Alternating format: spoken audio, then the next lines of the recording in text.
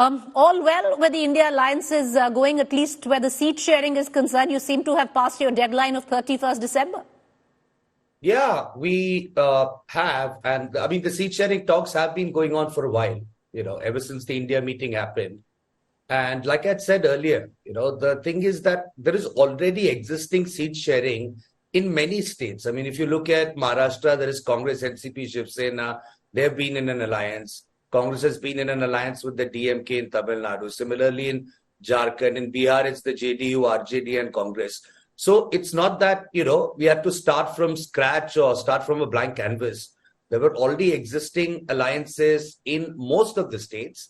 So it's just a few states where things needed to be ironed out, and that's about it. But is there a sense where the, allies are concerned? Because we've been speaking to a lot of ally partners, and there's a fatigue that seems to be setting in. There's a sense of impatience because right now, at least where the Congress is concerned, the sense or the perception is it's really not in a hurry while the time is running out. No, I think things changed a lot after the last India meeting, which happened on 19th of December. I'm pretty sure the Congress party leadership also has understood, has realized the urgency of getting seat sharing done and sort of putting together a cohesive campaign. So I personally don't think that, this notion that they're not in a hurry is true. Everyone is working together. Everyone realizes the urgency. And, accordingly, we have worked things together out on that front.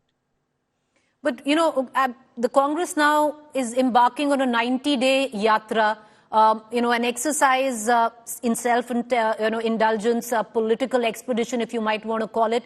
Do you see this at the cost of the India alliance, that maybe this is the time to strategize and come up with a cohesive narrative and a plan?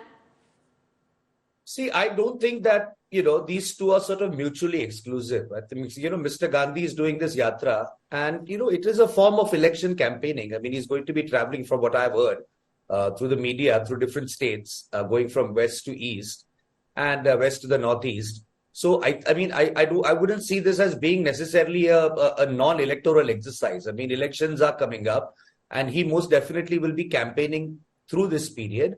And at the same time, it's not that, the yatra is the only thing that is going to be happening. In West Bengal, for example, we've already started our campaign since early December, late November, early December. So, in West Bengal, as our Chief Minister Mamata Banerjee has said, that TMC is the party that is going to be fighting the BJP in West Bengal. And the TMC, we have already started work on the campaign. I'm sure it's happened in a lot of states. I'm sure DMK has started a while ago in Tamil Nadu. I'm sure RJD, JDU has started in Bihar. I'm pretty sure Samajwadi Party has started in Uttar Pradesh. So I think this yatra is complementary to all the other election campaigns that are being conducted by different parties in different states. Do you think, Mr. Gokhale, that the pressure or the hurdles will be posed by the local unit of the Congress party? Because, the Congress party till now is used to playing the mother or the father of a coalition. And now the allies, understandably, would want it to be on equal keel, a brother or a sister. And that's not really how the states units see it. And I'll give you an example. In Maharashtra, the Shiv Sena has demanded 23 seats. The local unit from the likes of Mr. Ashok Chavan has outrightly said that's not going to happen. The Congress wants 8 seats in West Bengal. Your leader, Mamata Banerjee, has clearly stated that it is only but the TMC that can defeat the BJP in Bengal. So how are you going to maneuver all of this?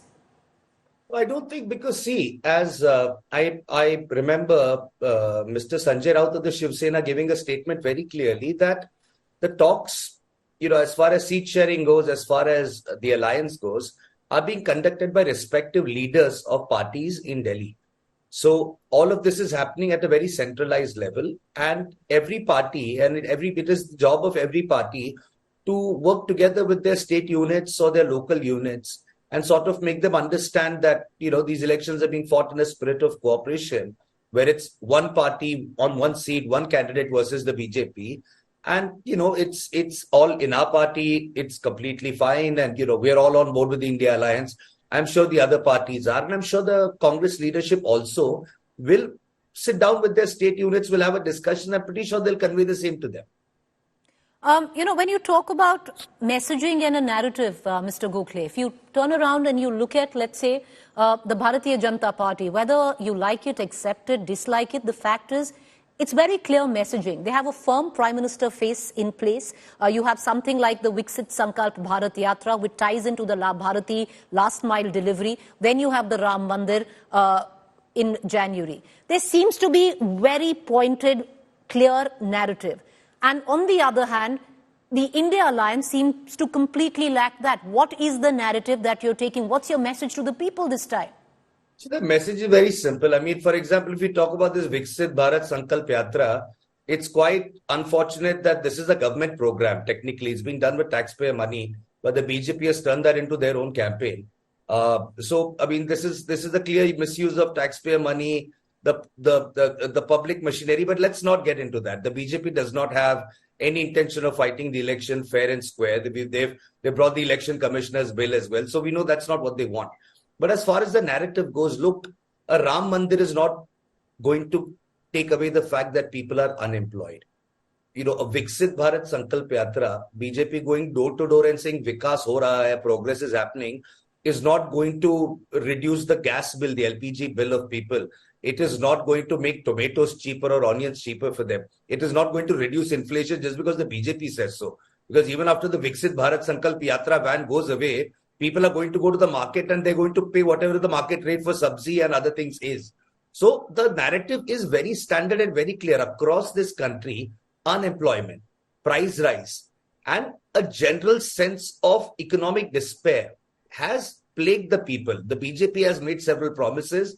Prime Minister Modi has not been able to deliver those promises. So, and I refuse to accept the argument that the BJP has its messaging and everything in place, because they don't. In the recent assembly elections, we've seen the BJP taking union ministers, making them contest as MLAs. You don't even know what candidates they're going to put up on what seat.